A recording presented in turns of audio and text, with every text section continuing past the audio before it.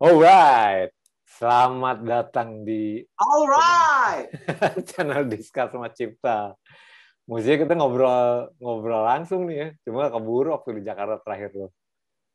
Yoi, iya, gue nggak sempet sih. Buru-buru main, gue terdampar main di Jakarta kemarin, terus ya dapet tiket, yaudah gue langsung berangkat, men. Iya. Ini air, gue matiin ini kompor dulu. Oke. Berisik. Ya, sit. What's up? Alright. Shit. Alright. Gue introduction dulu nih, kita lagi ngobrol sama Cipta Croft, CCO and Cipta founder. Croft. Founder and CCO dari Good Guys Never Win. CEO juga. Ambil gimana? Kalau di Australia sekarang gue jadi CEO. Oh, kalau di Indonesia gue masih CEO. Jadi gue naik pangkat dikit lah. Anjing.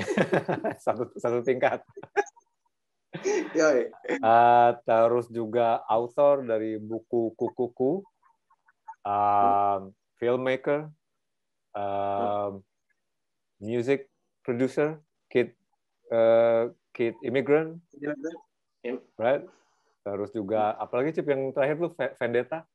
Trans Studio. Bukan yang itu, yang lo berdua sama temen lo tuh, New Wave. Casio Vendetta. Yoi, Casio Vendetta.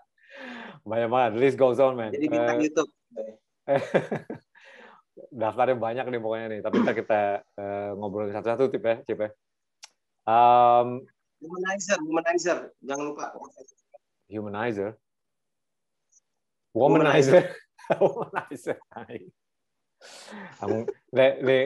Kalau yang belum tahu nih. Pensiun. Udah nggak lagi. Iya, right. Daftarnya banyak nih Cipta nih ceweknya nih. Tapi gue sama Cipta nih, we go way back. Gue pertama ngeliat lo di pensi lab school. 94, 95 Cip? 95 ya? Di Pondok Indah Mall. Di acara Halloween. No, that's untrue. Pertama banget gue ngeliat lo sih, lo belum lihat gue. Gue lihat lo manggung di pensi lab school sama The Astronauts. Itu band pertama lo bukan? Lo ada di situ. Shit, lo gue nggak pernah tahu, men. Lo nggak pernah bilang. kan 2 hari. 2 hari. Was it 2 days or just 1 day ya? Pokoknya lu main siang The Astronaut. Gue lihat dari jauh, waiting room main setelah lu. Gitu. Sorenya bagaimana lah gitu. Tapi lu main siang, terus udah gitu gue lihat dari jauh, wih bule-bule ini gue bilang, gue pikir lab school import band luar. Ganteng nih, ganteng, Lu main emang udah kayak band luar tuh. Yang gua ingat pertama kali gua lihat Eka itu di Pondok Indah Mall, acara Halloween, lo lagi pakai baju Marilyn Manson tahun 95. Terus gua samperin lo, gua bilang, "Hey man, that's a fucking cool band." Terus lo bilang, "Oh yeah man, cool." Ya udah. Oh, dork. Itu yang pertama kali gua ingat. Iya. Itu kita setelah itu, weeks after that, gue ke PIM dan gue ngeliat lo pakai jaket kulit yang sama. Masih punya lo jaket kulitnya? Masih lah. Masih ada slide-nya. Ntar kalau dikubur, gue pakai jaket itu, men. Kalau masih pas ya. Terus, right. Itu 95 dan dari situ mulai kita itu Cip ya, mulai our journey together. Sedap. Tapi kalau mau ditarik nih Cip, gue waktu itu dari pertama lo ketemu lo, nggak tahu kalau lo tuh there were mixed blood in you. Lo setengah Sumatera, Minang, Sumatera Barat, bapak dari Inggris Cip ya? Yoi. Paris. Hah? Paris. Coba Paris mana? Padang Inggris. Lu lahir 11 Juli 80. 78. Kok 78 ya? Baru 2 tahun kita, Cip ya. Di mana, Cip? Di Jakarta apa di Inggris? Apa tuh? Lahirnya. Oh, lahirnya di Inggris gua. Di Inggris. Terus pas gua umur 1 tahun, nyokap bilang sama bokap, ayo kita holiday ke Indonesia yuk. Lo nggak pernah ke sana. Terus kita ke Indonesia. Bokap gue seneng banget di Indonesia, dia nggak mau balik lagi ke Inggris. Ya udah, kita nggak balik lagi ke Inggris. Cuman holiday aja. Jadi bokap gue malah yang merantau ke Indonesia gitu akhirnya. Bikin bisnis di situ, akhirnya ya kita stay di situ. Oke. Lo nggak balik-balik. itu langsung di Jakarta, Cip? Langsung di Gaharu situ, di Cilandak? Enggak, pertama di Kramat Lontar. Rumah pertama gue di Indonesia. Yang kemarin sama nyokap? Itu rumah kakek moyang, nenek moyang sih sebenarnya. Oh gitu. Nenek gue zaman dulu udah stay di rumah itu waktu masih rumah bambu sampai sekarang udah bata. Oh anjir, iya. Tahun 50-an ya? Tahun 50-an kalau nggak, Cip ya? Tahun 50 pas, tahun 50. Iya, dekat markasnya Awan Sore tuh studionya. Di Kramat Lontar. Oh, di situ dulu. Terus berapa tahun terus baru pindah ke Gaharu gitu ya? Iya, Cilandak. Cilandak. Tapi sekarang ya setelah itu gue balik lagi ke Kramat Lontar. Oke, itu di tahun 90-an tapi kan setelah way after that. Iya, benar. Tapi lo masa kecil seingat lo you spend it all around Cilandak area. Sama Tirtayasa dulu. Sebelum itu gue rumahnya di Blok M, Tirtayasa. Jadi gue sebenarnya SD di Blok M. SD mana, Cip? Enggak, maksudnya di Patimura kan. Gue sekolahnya di Patimura. Aku nggak tahu nih. Oh, lu SD di Patimura? JIS Patimura kan. JIS ada satu ini sekolah di Patimura. Patimura JIS. Iya. JIS Patimura. Ya. Kebayoran lo ya, pokoknya ya. Kebayoran lama. Oh, SD-nya di situ. Jadi yang di Tarogong tuh apa? SMP ke atas? Itu SMP sampai SMA. Oh, kan, SD tapi yang di Patimura itu nggak ada SMP, nggak ada SMA, jadi gue harus pindah ke Cilandak. Iya. Kenapa namanya Good Guys Never Win? Nah, waktu gue kecil nih, temen-temen gue kan semuanya sukanya sama hero-hero kan, good guys kan. Cuma gue yang suka bad guys karena warnanya, stylenya, gayanya juga di kartun kan lebih keren kan bad guys-nya kan. Iya. Akhirnya temen-temen gue biasa kalau kita main kasih bad guys-nya ke gue gitu. Jadi gue selalu main pakai bad guys-nya. Jadi gue selalu jadi the bad guy. Kalau main Star Wars, Stormtrooper. Kalau main Skeletor, ya Skeletor. Kalau main G.I. Joe, ya Cobra. Ya gitulah. Jadi ya dari dulu lah gue gue selalu the bad guy kalau dalam persoalan. Wah. Pause nih, Cip. Halo?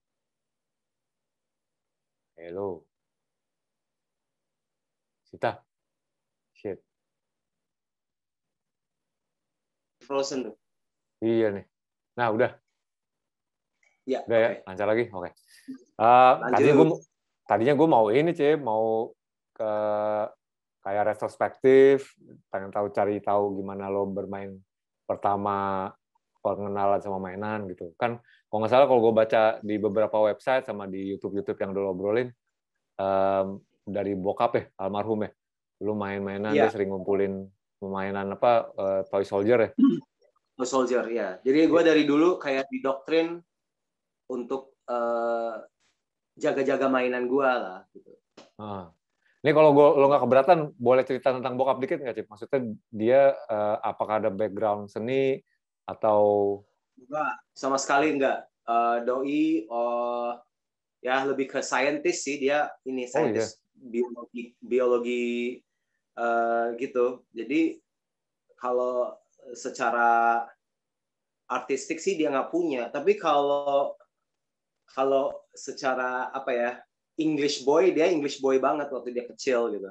Lahirnya di mana, Cip? Tapi dia anak miskin. Oh. Dia di Sheffield, oke. Ya. Jadi ya waktu dia kecil dia kan miskin kan, dari keluarga. Bokapnya udah meninggal waktu di umur 3 bulan gara-gara leukemia. Terus doi dibesarkan sama ibunya tuh kayak pengen banget dia bisa sekolah di sekolah yang paling bagus, walaupun duitnya nggak banyak, dia kayak dimasukin ke sekolah yang bagus. Ibunya kerja keras, ya nenek gue ya kerja keras supaya dia bisa sekolah yang bagus. Dan teman-teman dia ya anak kaya semua kan, jadi dia semua punya toy soldier yang keren-keren gitu. Tapi abis dimainin biasa dibuang gitu, kayak mereka nggak peduli. Jadi bokap gue koleksi gitu, dia yang dibuang, terus dicat ulang gitu. Kalau ada yang cacat, dicat ulang, terus dibikin jadi lebih baru, ini dibikin baru lagi. Dia sendiri bisa bikin kayak markasnya sendiri, dia bisa bikin katapult, dia bisa bikin cannon, segala. Akhirnya dia punya koleksi yang paling bagus. Jadi waktu gue kecil dia ajarin gue gimana jagain mainan kayak gimana, terus main gimana gitu. Kalau rusak dibenerin gitu ya, dicat ulang kayak gitu. Oke. Itu bisa dibilang memori pertama lo ya berinteraksi sama mainan nih. Ya bener emang. Kalau soal toy soldier itu emang first blood gue tuh. Toy soldier. Bokap gue setiap minggu dia beliin gue prajurit lagi, dan gue koleksi prajurit gue lumayan banyak waktu gue kecil. Umur berapa tuh Cip mulainya Cip? Hah? Umur berapa mulainya? Wah asli bokap gue kan suka sendiri, jadi dari umur 2 tahun udah dibeliin soldier gitu yang seharusnya bukan buat anak kecil. Sebenarnya itu buat bokap gue. Tapi lo diajak sampai main sekarang gitu. gue masih ada. Tapi ini bokap gue juga dia koleksi kan, dia koleksi allies kan. Yang dia kasih ke gue itu selalu kayak Axis. Dia selalu kasih gue yang Nazi atau yang prajurit Jepang atau prajurit Itali, Rusia. Pokoknya yang the bad guys dia selalu kasih ke gue karena dia nggak terlalu peduli kan sama yang bad guys kan. Jadi Good Guys Never Win itu sebelum gue di playground sama teman-teman gue udah kayak suka sama yang bad guys gara-gara ya itu yang gue dikasih dari gue kecil. Asosiasinya ya, ininya dari kecil udah. Gitu lah. gue lihat speech lo di TED Talks ya, TED Talks JIS. Terus lo di situ ceritain tentang gimana pentingnya playtime. Lo bilang gue nggak pernah sadar kalau ternyata yang lo ceritain itu playtime itu berkaitan sama psikologisnya kita, terus mengerti kita untuk mengerti siapa diri kita, kayak gitu. Gue bilang anjing bener juga ya, gue bilang gitu. Dalam artian, terus gue dengan demen konsep lo, kita bermain jadi little god, Tuhan kecil gitu kan, main-mainin itunya tuh. Lu dapat kayak pengertian itu, kesimpulan itu pas udah dewasa lah, Cip ya? Enggak juga sih, dari kecil gue juga pikir begitu, kayak apa ya? Ilham yang gue terima, anjing, ide. Kayak lirik lagu. Jadi udah mulai, tapi udah kepikiran dari kecil gitu ya?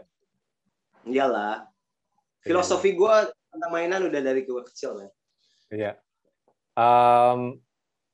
Yang gue pengen ini, tapi waktu itu lu pernah ngomong, gue gedenya sama film kartun Amerika, kalau Jepang kurang lu bilang gitu ya? Apa ya? Nggak salah. Kapan gue ngomong begitu ya? Pernah lah dulu lu bilang. Gue besarnya nonton Voltus, Gaban, sama Google 5 loh. Oh itu iya lu anak Jakarta lu mah. Gue anak Jakarta men. Enggak, tapi lu bilang lu lebih familiar. Pernah deh waktu itu lu bilang kita lebih familiar sama itu lagi sama kartun-kartun. Nah itu mungkin karena waktu gue SD ya, waktu gue masuk ke JIS di SD kelas 1 gue masuk sekolah Indonesia men, gue masuk Tarakanita dulu sebelum gue masuk Patimura. Ya. Waktu SD kan Tarakanita itu masih co-ed ya, cowok cewek kan. Jadi gue di Tarakanita dulu. Tapi setelah gue masuk ke sekolah internasional, pergaulannya beda kan. Anak-anak kayak taunya kartunnya beda, nontonnya ini, terus gue datang ke rumah orang masih punya Betamax kan, Betamax kartun ini gitu yang dari Amerika. Gue oh my god G.I. Joe, oh my god He-Man. Yeah. Akhirnya gue kayak belajar dari situ gitu. Oh, mainan Amerika tuh kayak gitu. Dan biasa kan anak-anak tuh maunya yang dia nggak ada gitu, yang dia nggak punya gitu sebelumnya. Jadi buat gue masuk ke dunia mainan Amerika kayak Transformers sama He-Man, G.I. Joe segala itu something new buat gue. Jadi ya growing up gue tahu dua-duanya sih. Gue juga appreciate lah Senseiya sama Voltus 5 sama yang lain dari Jepang. Tapi selain itu ya dunia yang apa ya, yang gue sampai sekarang sangat ya apa ya, gue fans banget lah. Itu ya American Toys sih sebenarnya. Iya. Ya memang juga undeniably kita juga, ya gue sebagai kita sama-sama di Jakarta, gue akuin lebih dekatnya ke kartun Amerika sih. Maksudnya di RCTI atau di TVRI dulu kan diputar kartun-kartun Barat, itu kan, bukan yang dari Jepang. Jepang dulu ya itu tadi. Cuma sekali seminggu, men. Zaman dulu kan Mask cuma mainnya setiap hari Selasa, terus He-Man mainnya ya Tarzan mainnya kapan gitu, kayak once a week, man. Kita harus nunggu all week long, man, untuk nonton. Jadi ya gila. Kasian banget zaman dulu. Gua inget. Tapi itu kayaknya itu yang bikin kita appreciate banget, man.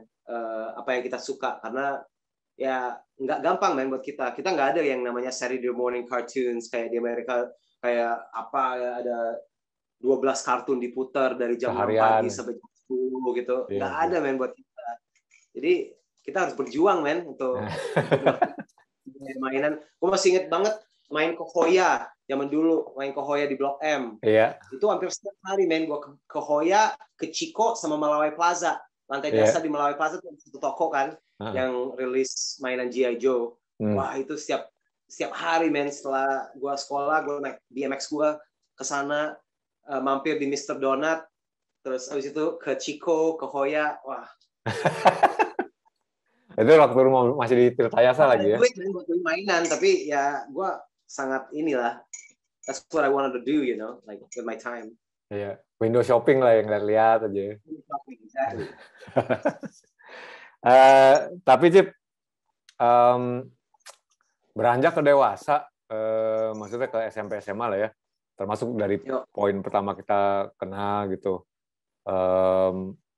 itu lo mulai branching out ke mungkin medium ekspresi seni yang lain ya. Lo mulai ngeband kan sama The Astronaut, maksudnya lo mulai ke disiplin musik gitu. Tapi mainan nggak pernah hilang, Cip, ya, tetap terus dijaga ya. Selalu, ya. Waktu gue masuk kuliah kan, awal gue maunya lebih ke animasi kan. Habis itu ya tengah perjalanan gue ganti masuk ke film. Akhirnya gue balik lagi ke mainan juga pas project terakhir gue.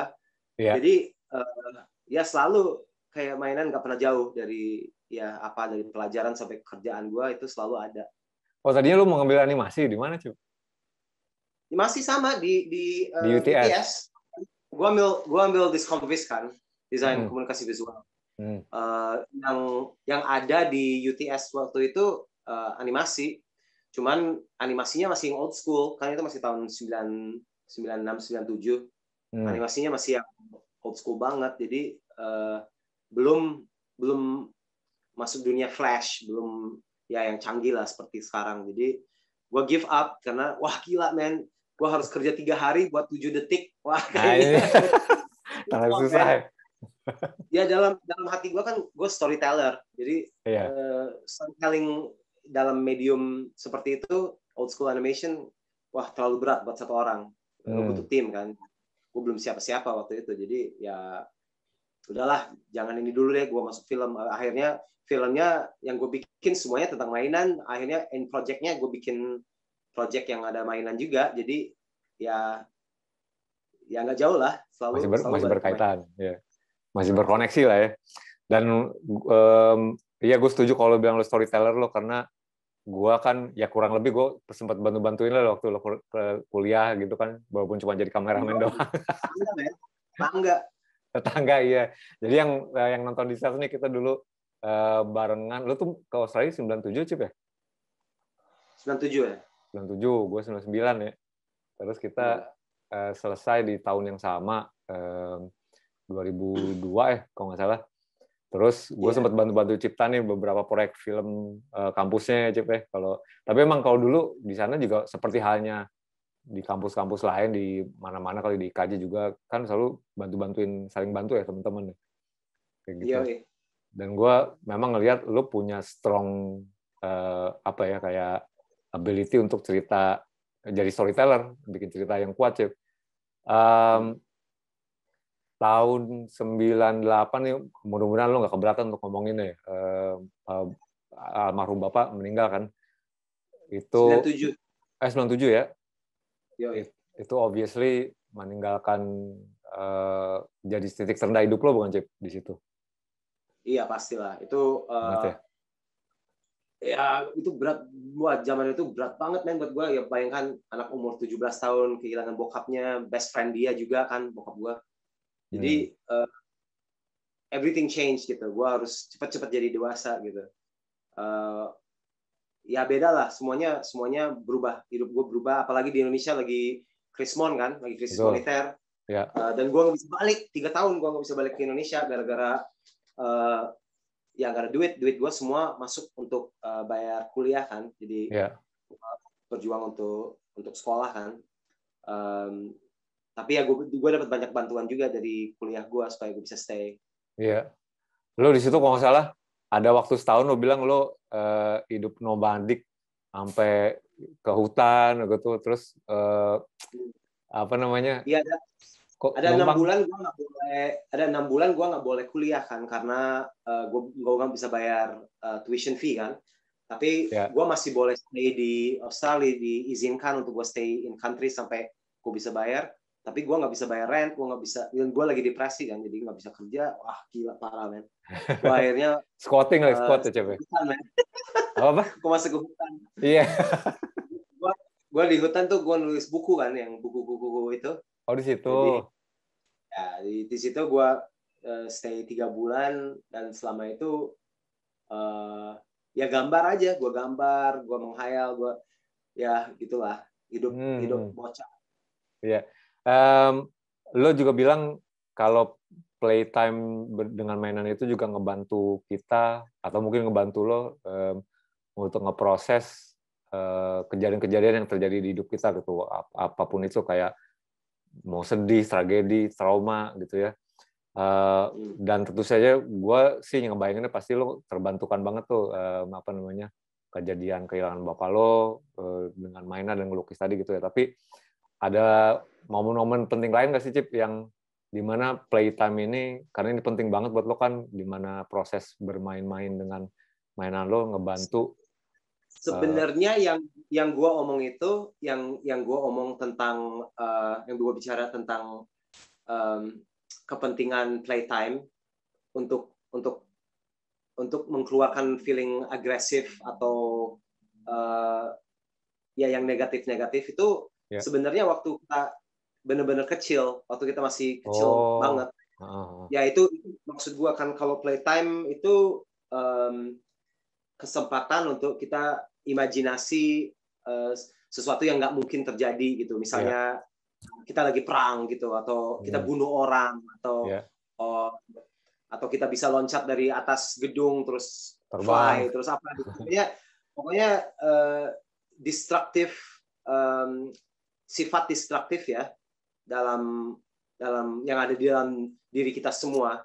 Itu kita bisa memuaskan dengan playtime.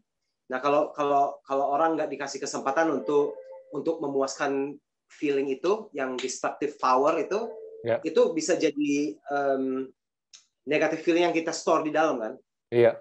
Jadi anak yang nggak boleh main, yang nggak boleh memuaskan apa yang ada di dalam dirinya. Misalnya itu kan banyak banget kan yang orang bilang, oh itu jangan dikasih mainan perang, jangan dikasih yang agresif gitu. Ya gue ngerti lah. Tapi kalau anak itu nggak dikasih apa yang dia mau, apa yang dia attracted to ya, kalau kita maksa dia untuk main dengan mainan-mainan halus gitu, atau maksudnya halus tuh kayak mainan yang ya bukan action toy ya. Iya. Ngerti nggak maksud gue? Mainan halus tuh boneka. Oh, oke. Ya kayak boneka. Kalau kita kasih anak boneka terus, ya dia bisa dengan imajinasinya kan dia bisa bikin apa aja yang dia mau kan. Tapi kalau kita suka main dengan robot atau kita suka main dengan war toys atau kita maunya main dengan monster-monster, ya kasihlah. Karena sayang men kalau itu dihambat ya, maksudnya feeling ekspresi kita itu di stop gara-gara kita sebagai parent atau orang tua kita merasa wah itu jangan, sayang, anak kecil tuh jangan tahu feeling seperti itu, yang aggressive feelings gitu. It's sad gitu. Harusnya kita harus experience hal-hal kayak gitu, dan playtime itu kesempatan yang bagus men untuk experience. Untuk seorang anak lah ya, at least. Wah gila, dalam banget men. Wah gila. Dalam banget. Tapi menarik nih, karena begini nih. Lo bilang tadi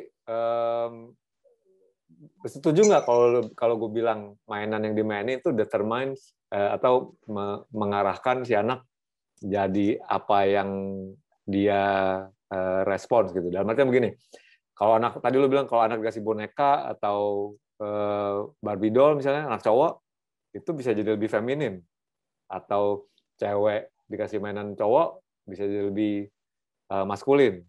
Kayak begitu nggak menurut lo? Karena gue orang tua segini gitu kan, anak-anak apa orang tua Indonesia lah ya, jadi kasih mainan cewek ntar jadi kayak bencong kasarnya lah gitu. Menurut gua enggak. Menurut gua itu kalau anaknya dikasih baju cewek terus anaknya itu disuruh beres-beres, ya bukannya beres-beres ya, maksudnya anak-anak dikasih kerjaan rumah yang identik dengan cewek lah. Ya dikasih ini tempat tidurnya warna pink atau apa, ya anaknya bukannya dia jadi feminin karena warna pink atau karena bajunya, tapi karena ekspektasi orang tuanya untuk dia jadi seperti cewek, ya itu yang membuat anak kecil merasa oh dia harus bersifat seperti itu mungkin ya.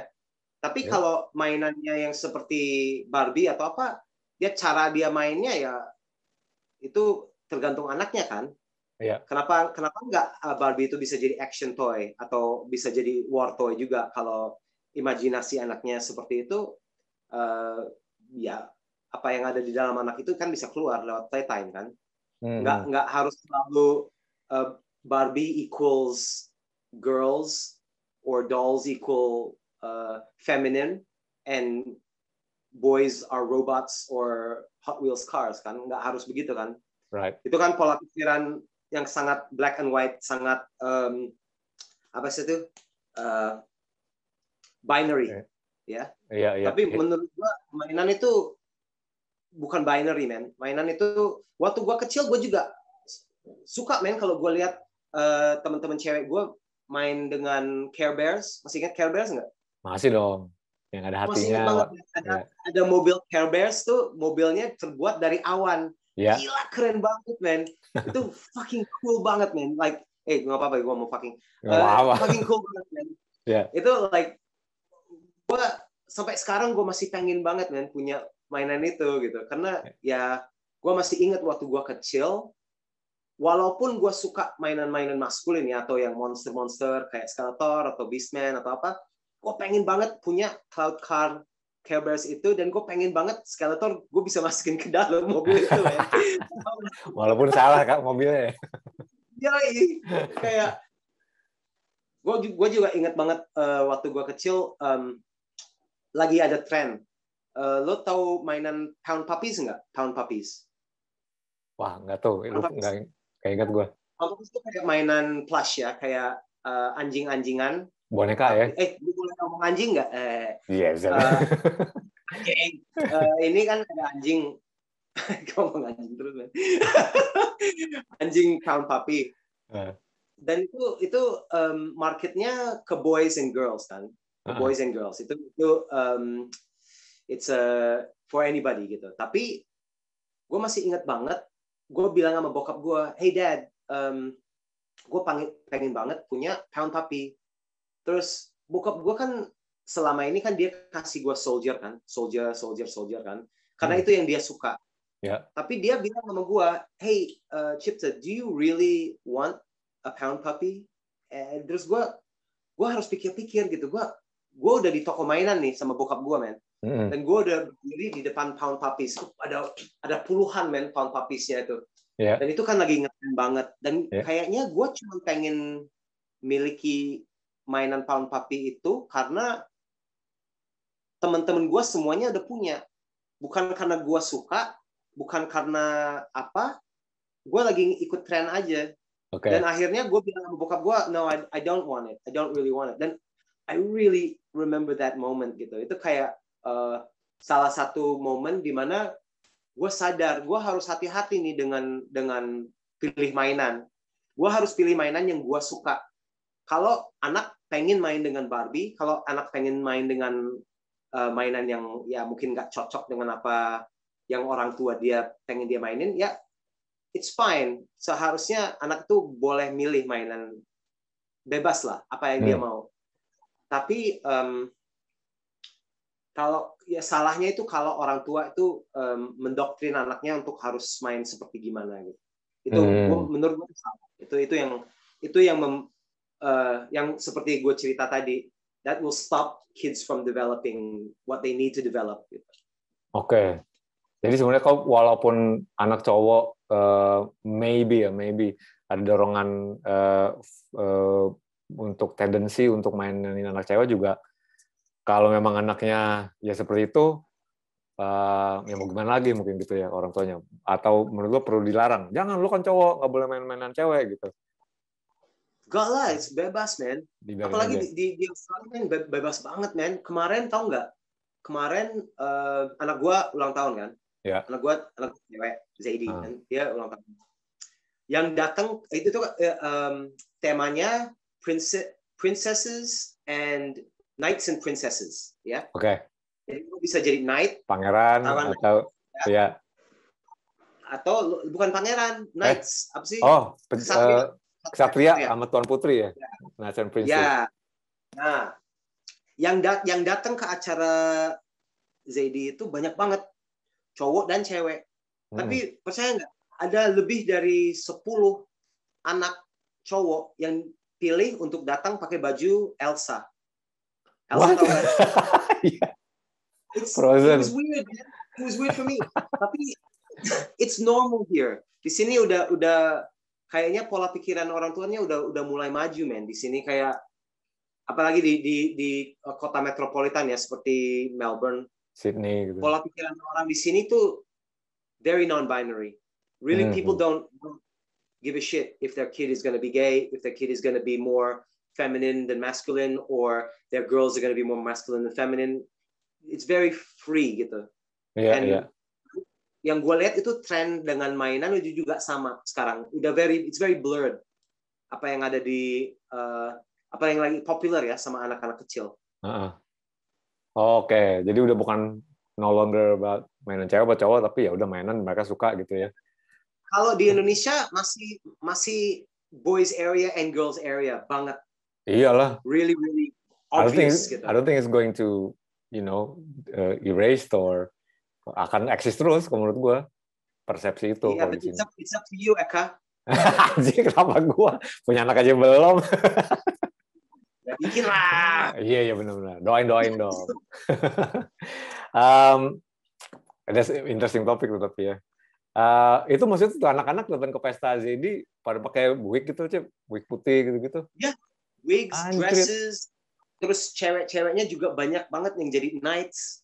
Terus kalau lo lihat kartun-kartun sekarang kayak ya ada Nella the Princess Knight, terus ada She-Ra, Princess of Power, terus even like Steven Universe, yang show yang sangat populer tuh, they're really not concerned ya dengan toxic masculinity or any of that stuff gitu. It's really old school thinking gitu. Kalau lo udah nonton yang He-Man Revelations belum? Masters of the Universe Revelations. Baru ya? Apa udah lama? Belum lihat. Yang produsernya si itu yang bikin Mallrats. Oh, Kevin Smith. Yeah, Kevin Smith, that's it. Yeah. Okay. Nah, kalau lo nonton itu, it's actually really cool. It's really like taking that masculinity, but changing it a little bit, you know. Nah, itu mix reviews banget.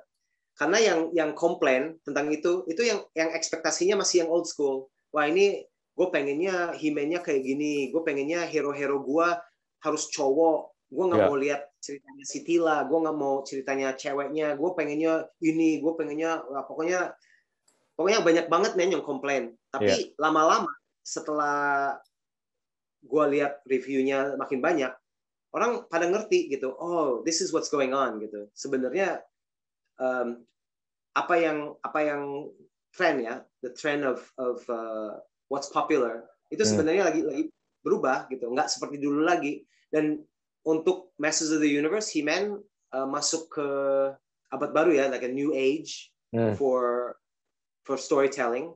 Dia juga harus berubah, dia nggak bisa sama kayak dulu. Nggak bisa black and white. Yeah, Good versus Evil, still masih there. Tapi Good versus Evil still, tapi ada gray area-nya juga.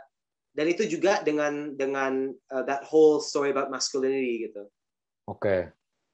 Ya, jadi ada satu bagian, never mind. Ya kayaknya kalau lu banyak mendingan ditonton aja ya. Tapi He-Man-nya masih ditampilkan dengan stereotypical profile muscular, berotot kayak gitu ya masih ya. Nah, itu yang gue mau cerita. Waktu dia masuk ke surga kan, dia mati kan. Dia mati, ya, he's dead. Yeah. Waktu dia masuk ke surga, dia milih untuk masuk ke surga dengan bentuk badan Prince Adam. Dia nggak mau jadi bentuk badannya He-Man. Okay. That's kind of cool. And a lot of people didn't like that karena it's like, why would you do that? Tapi it shows good storytelling kan.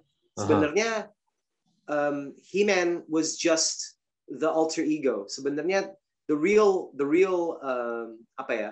essence of who Prince Adam is, or He-Man, whatever, is actually not that guy, you know. Okay. The small guy, the little guy, the kind-hearted little guy, you know. Okay. Itu yang di-highlight. Gitu sih. Oke. Aduh, mesti nonton nih gue nih ya berarti ya. He-Man Revelation ya? Apa? Yeah, it's not bad. Alright. Tapi lo sendiri, Cip, sampai sekarang gue sih yakin lo masih mainan lebih kan? In order to processing. Cara gue main beda lah sama makanya. dulu lah. Iya. Gue udah nggak gini lagi lah, gitu kayak.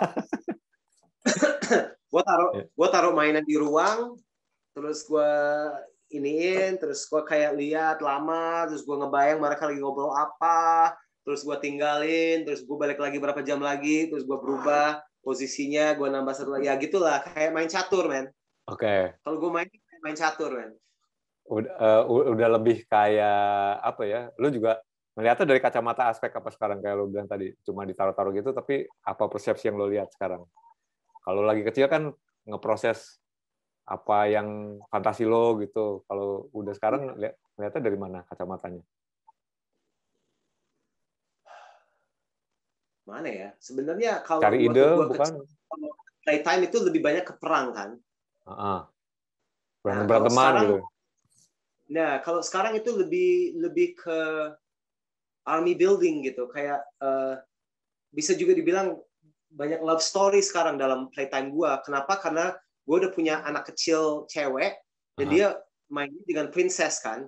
Gue nggak pernah punya princess yang mainan-mainan seskala sama mainan gue, tapi sekarang banyak banget di mana-mana. Jadi kalau kemarin hari ini aja gue posting, gue lagi main sama Zaidi, kita jalan-jalan, dia bawa satu mobil kan pakai tali kan, dia lagi derek di belakang, dia, terus gue juga lagi jalan pakai jeep, terus dalamnya ada prajurit gue gitu, kita lagi jalan bareng.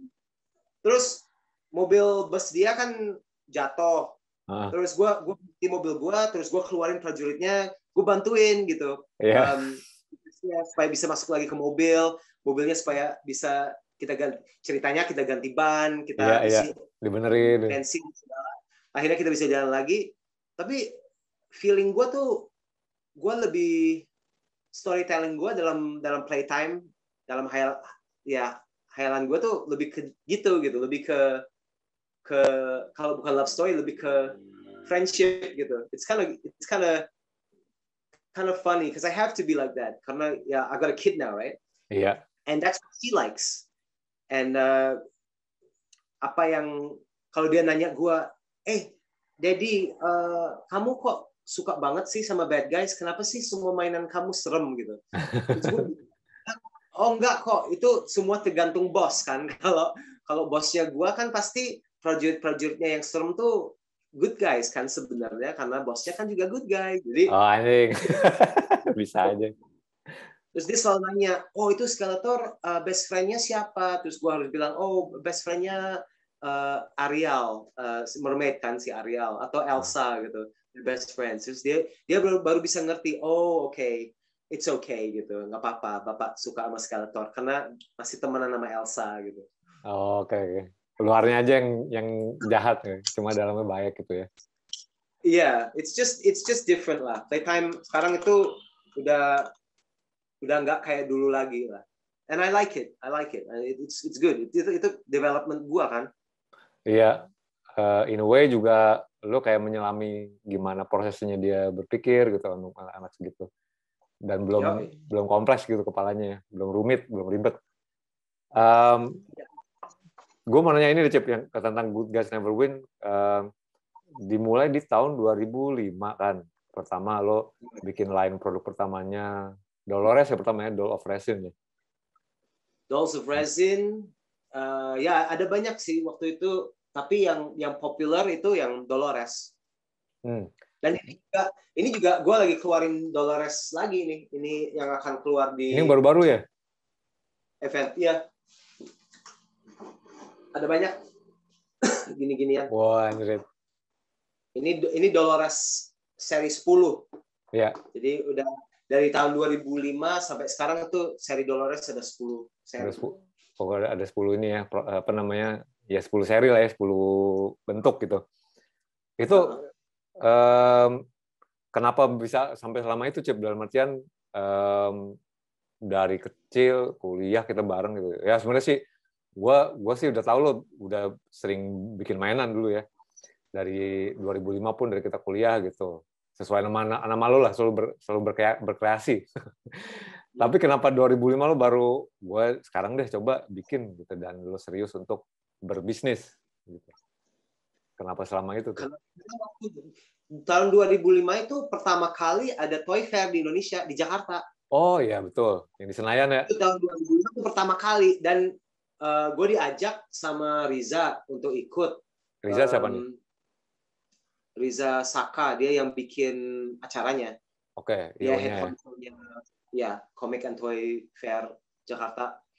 Jadi dia ajak gue, terus itu masih di lapangan basket ya di Senayan. Old school banget, men, kayak acara di fair.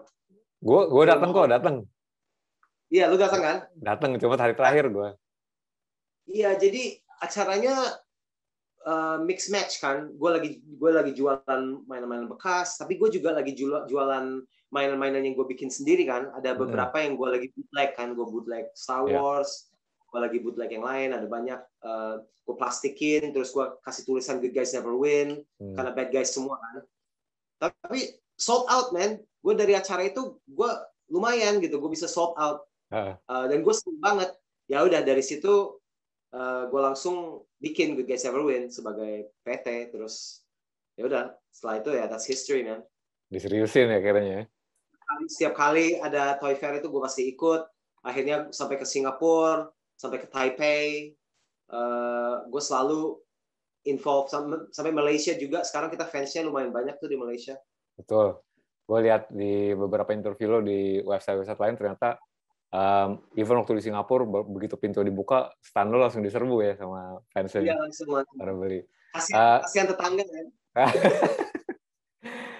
Tapi lo bilang sekarang kan udah di Melbourne dari tahun berapa sih? Udah 2 tahun ya? Iya, 2 tahun kan?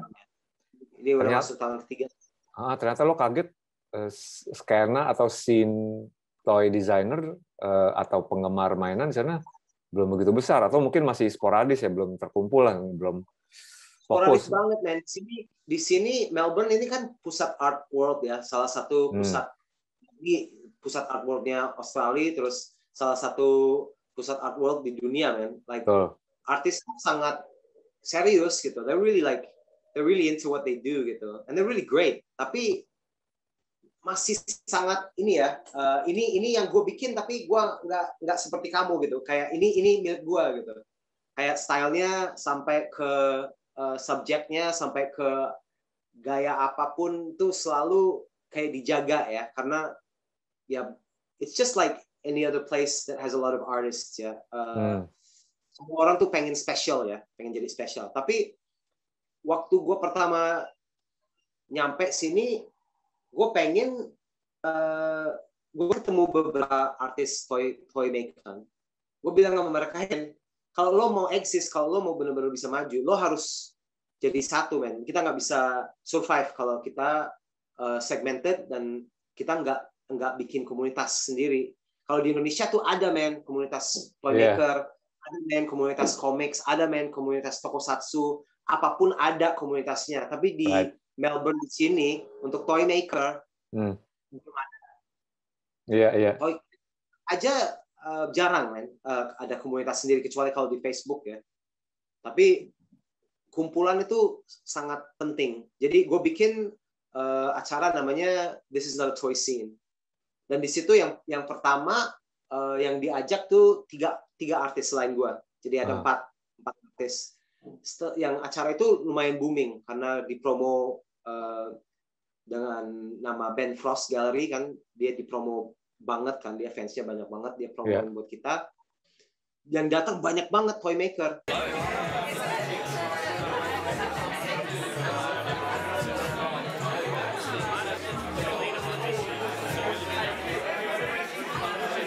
Terus mereka bilang, oh next one gue mau ikut. Jadi yang next show setelah itu, wah keren, ada 14 toy maker.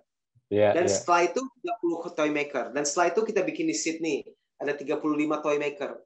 Yang terakhir, wah gila, gue nggak ingat ada berapa toy maker, tapi banyak banget, man. Dan itu setiap kali kita bikin acara, pasti nambah lagi. Ada yang nggak ikut, terus ada yang lagi yang ikut, terus yang dulu nggak ikut lagi, terus ya komunitasnya sekarang benar-benar hidup, man, di sini. Tapi gara-gara corona, gara-gara lockdown, berhenti kan setahun.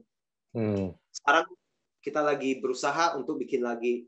Tadinya tanggal 27 harusnya ada acara This is not a toy scene, tapi kayaknya harus ditunda karena ya di Melbourne kita masih lockdown kan. Jadi belum bisa ada acara. Dan juga kalau lockdownnya di lift, kumpulan orang kan dibataskan. Mungkin cuma boleh 50 orang di satu waktu di dalam ruang sebesar apa, ukurannya gimana. Itu nggak bisa maksimal. Karena kalau kita bikin acara sekarang, itu yang datang ratusan, men. Itu banjir, men. Orangnya sayang, men, kalau bisa ini. Minggu lalu ya, lu baru exhibit lagi kan? Minggu lalu lu bilang? Itu ditunda, men. Oh, itu yang nggak jadi? Oh, gitu. Ya gara-gara di closing lagi ya. Kalau yang remastered ya, remastered itu bukan gua. Itu tadinya gua mau datang ke acara itu. Tapi yang This is not a toy scene harusnya tanggal 27 minggu depan. Dan reaksinya gimana desainer itu? Kaget dong. Oh, ternyata kita ada banyak like-minded ya, ada yang ini ada. Iya. Dan lo yang inisiasi ya, maksudnya lo yang pertama bikin perkumpulan komunitasnya gitu ya. Bisa dibilang sih. Ya super power gue kan itu ya, making friends meet mempersatukan friends, orang. Gitu, kan.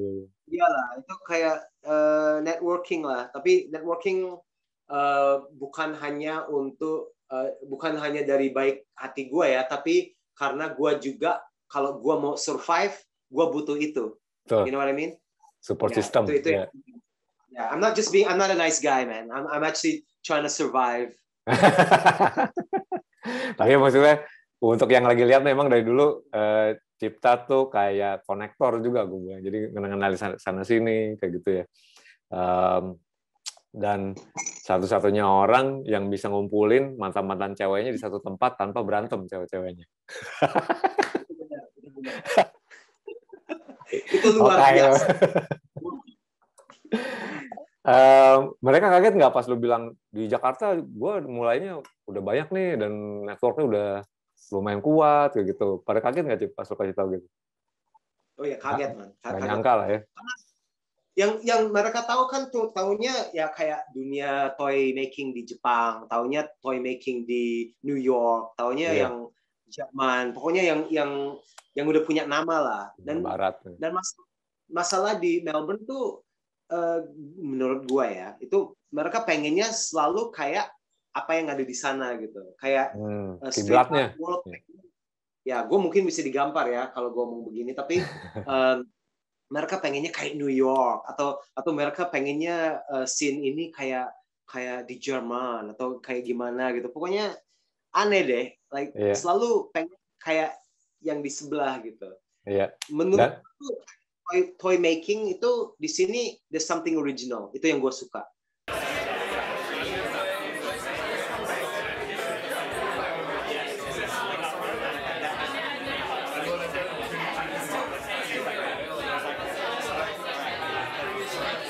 Dan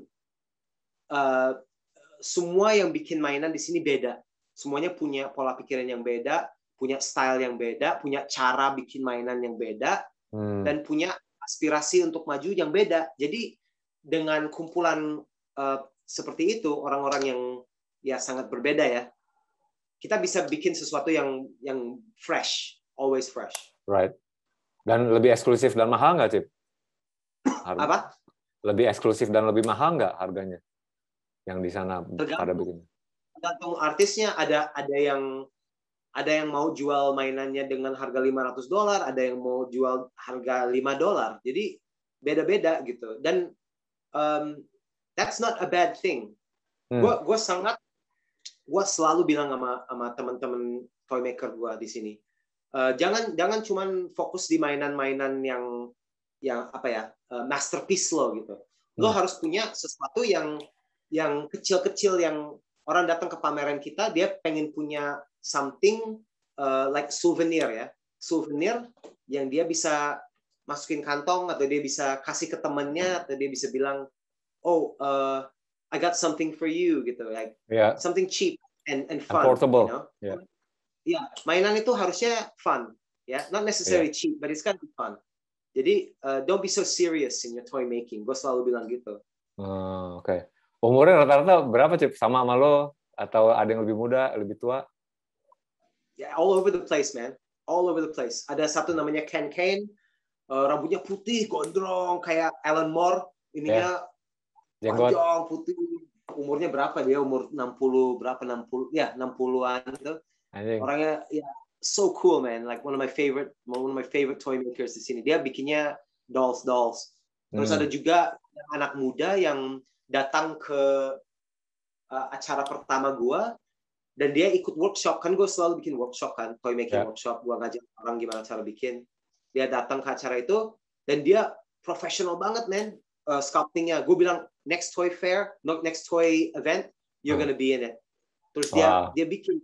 Wah, akhirnya sekarang dia jadi toy maker, man. Itu keren banget. Gue suka banget. Kayak ada banyak yang nggak pernah bikin, sampai ada banyak yang udah lama bikin tapi nggak pernah pameran. Ada juga yang sering bikin pameran tapi solo show. Sekarang dia bikin group show sama kita, dan dengan group show itu dia bisa lebih populer karena ya yang datang bukan cuma fans dia tapi fans yang lain, dan dia bisa lihat, oh, this is a good thing, man. Like to open up gitu. Iya.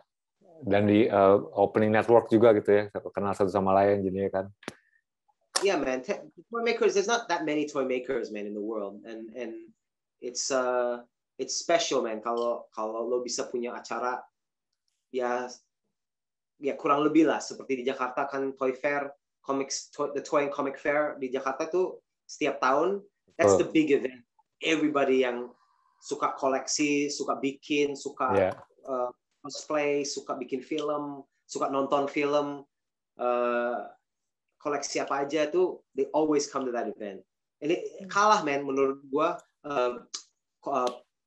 acara-acara kayak Comic Con di Jakarta yang dibawa dari Amerika itu kalah menurut gua dibanding Toys and Comic Fair yang di Jakarta. Iya. That's our roots man, that's ours gitu. Itu punya kita dan we made it ourselves gitu. Ada budaya sendiri. Tiap tahun makin gede lagi ya, makin banyak yang itunya gitu. Makin susah. Iya. Lo apa tuh? Makin susah masuk men kalau makin padat ya. Lo kan juga filmmaker Cip ya. Gue baru tahu yang direct dunia lain di Trans Film tuh lo juga ternyata anjir. Yang movie ya, dunia lain movie ya tuh. Iya.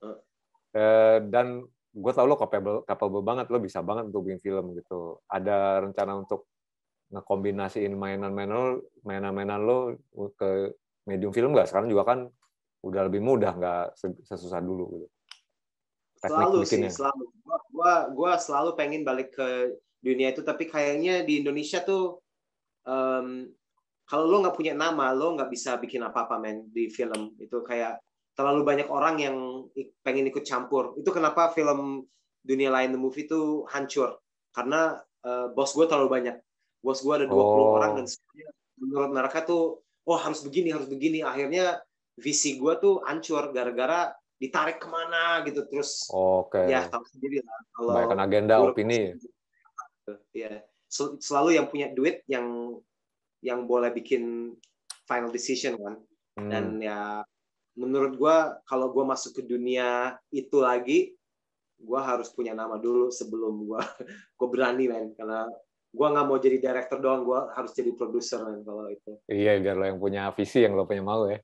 Tapi kalau film kalau bikin film pakai mainan-mainan lo pernah di sana eksperimen gitu dalam format? Enggak sih sebenarnya.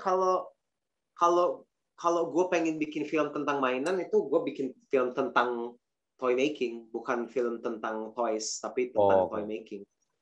Ya gue pengen banget bikin cerita tentang perjuangan seorang toy maker man di dunia ini man, like itu kayaknya cerita yang keren banget. Apalagi dengan filosofi mainan gue kan yang spiritualnya itu kayaknya ada sesuatu lah yang bisa lah di-execute. Wait, which particular philosophy nih mainannya? Yang itu yang kita sebagai dewa-dewa kecil. Oh, right. Iya.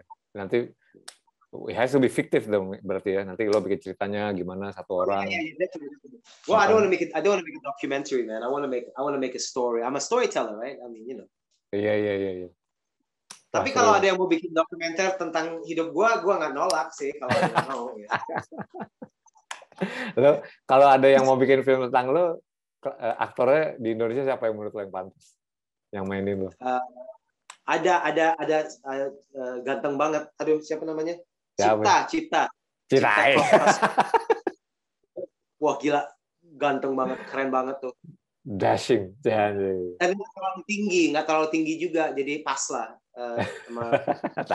Tetap narsis. Ada yang lagi proses dibikin Cip sekarang selain yang itu? Apa ya? Bentar.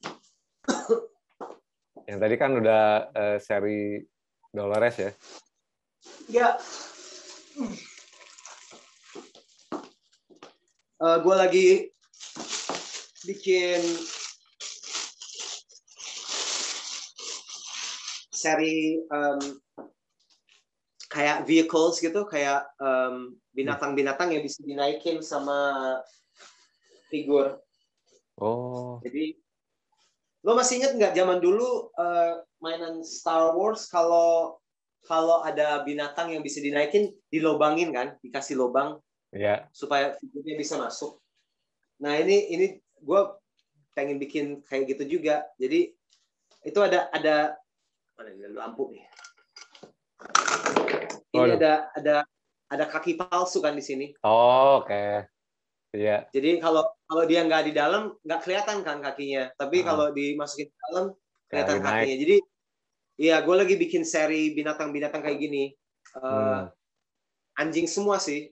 Ada Herder, ada Doberman, ada Bulldog. Oh gitu. Kalau yang ini German Shepherd. Ya, ini yang pertama yang udah jadi. Ada beberapa lagi. Gue kan serigala tuh.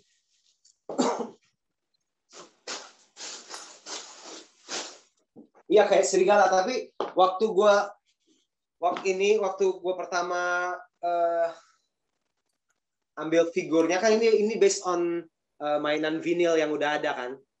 Dia German Shepherd, bukan serigala.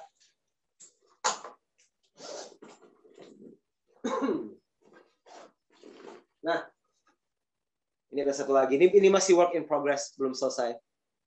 Oh, itu apa, Labrador, bukan ya? Apa ya? Alsatian kalau nggak salah. Oh. Bukan. Kalau yang ini Dalmatian, benar. Tadi lo bilang Dalmatian ya? Bukan, Labrador. Kalau yang ini Dalmatian. Tadinya putih, bintik-bintik hitam. Terus warna ungu. Iya, sekarang gue warnain ungu. Jadi ya kayak gini lah. Terus ini kan bolongnya nih.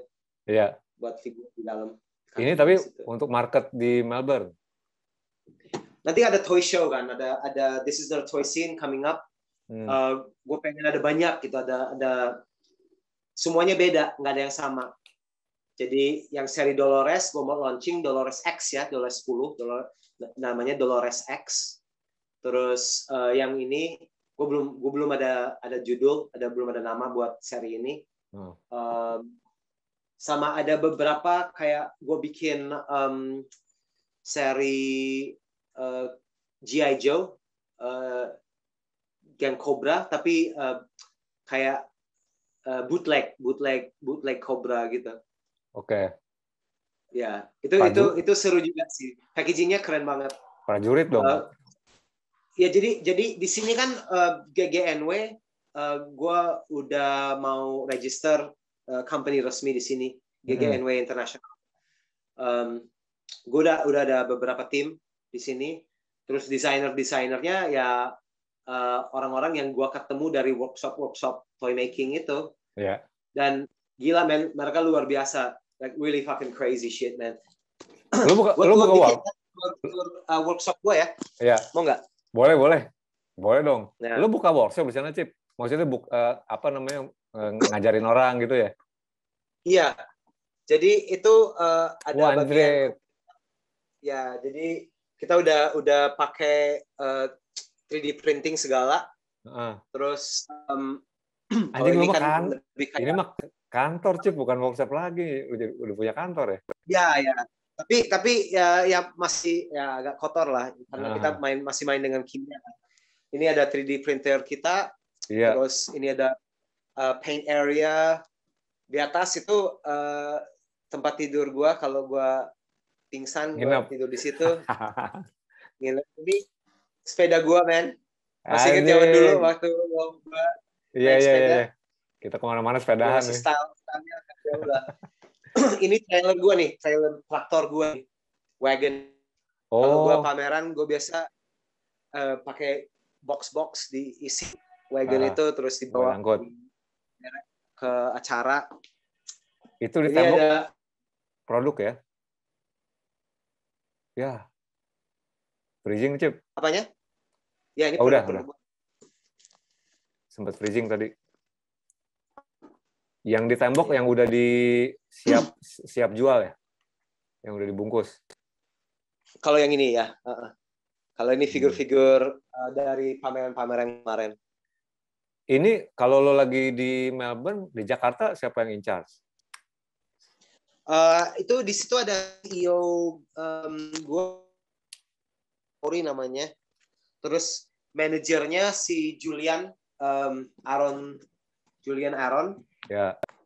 Terus ada creative directornya juga and quality control si Jim Yu. Jadi ada tim lah di sana. Masih jalan lah di sana. Tapi gue nggak bisa banyak bantu kecuali kalau gue lagi ada di sana atau Nah, itu yang buku tanya. Desain gimana? Lo quality control aja berarti. Mereka yang propose. Enggak.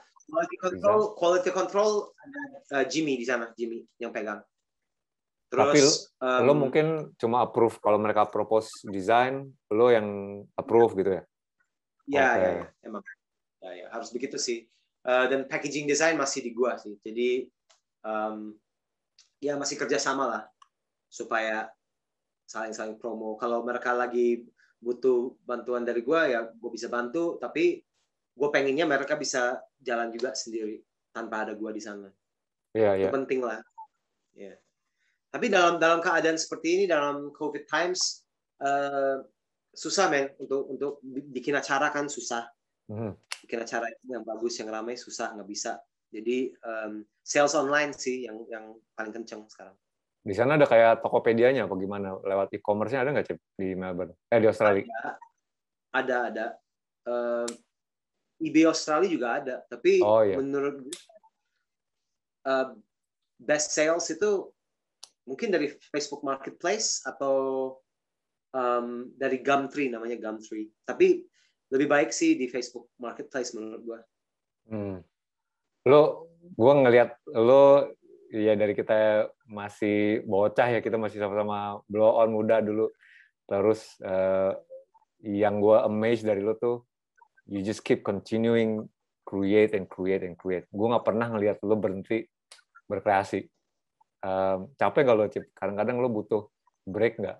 Atau emang set kepala lo kayak agak make something? Terus continually. Kalau gue holiday sama keluarga gue, bini gue biasa marahin gue karena gue nggak bisa diem. Gue selalu makanya.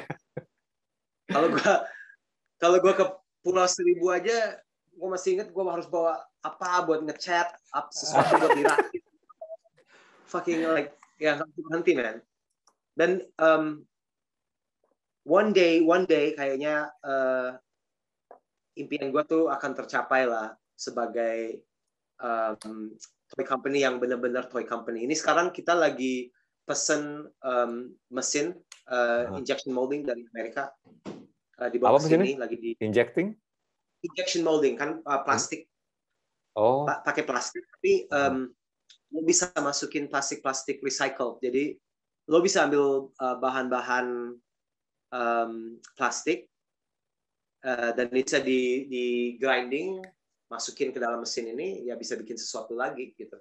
Yang penting lah harus plastik yang sama, nggak bisa campur jenis plastik. Dan lo tahu melting point plastik itu apa, ada banyak lah yang harus kamu tahu tentang friction. Tapi ya gue siap sih untuk belajar gitu-gituan daripada gue pakai factory orang lain. Di sini mahal banget men. Di 2 tahun pertama gue ada di sini, gue kan pengennya gue bisa produksi di Indonesia, terus gue bisa impor ke sini, jual di sini. Tapi kayaknya dengan ya keadaan kayak begini, dengan COVID kan susah men untuk impor barang.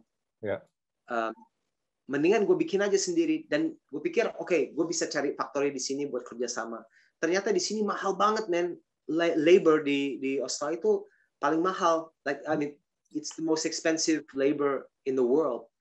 Jadi kalau gue punya mesin sendiri dan gue bisa bikin factory sendiri, that's the only way to do what I want to do. Yeah, to produce anything gitu. You gotta do it yourself, man. Nggak bisa gue rely on orang lain gitu, nggak bisa. Ya sebenarnya seperti halnya yang lo lakuin sama GGNW di Jakarta dong kan, waktu itu juga lo sendiri dulu, terus baru rekrut teman-teman kayak gitu ya. Iya, tapi yang step terakhirnya itu kita nggak pernah berani beli mesin sendiri itu yang injection molding itu, karena kita masih puas di Jakarta bikin mainan dengan resin, kita puas dengan bikin mainan blow molding. Kayak ini kan kita bikin barang-barang kayak gini kan di Jakarta yang murah. Genderuwo ya. Ya, genderuwo ini kan ini pakai mesin juga, tapi blow molding bikinnya di Surabaya. Iya betul. Kita bisa lah bikin hal-hal kayak gini, tapi kita nggak berani beli sendiri kalau untuk proses mass market. Kita masih puas dengan bikin running 300 piece, 200 piece, terus jualnya di acara-acara kecil atau jualnya online. Tapi sekarang kita harus step up lah karena udah waktunya lah, kita nggak bisa kayak dulu lagi. Iya. Iya, gue juga waktu itu lo pernah cerita untuk labor-nya lo sempat sampai ke Surabaya, ke Surabaya, ke Banyuwangi ya, Surabaya ya. Itu itu tempatnya di faktorinya di tengah sawah, men. Jadi mau dari mana tuh? Gue naik pesawat 1,5 jam, habis itu naik bus dari bandara 2 jam, Mojokerto. Terus dari sampai Mojokerto tuh naik ojek.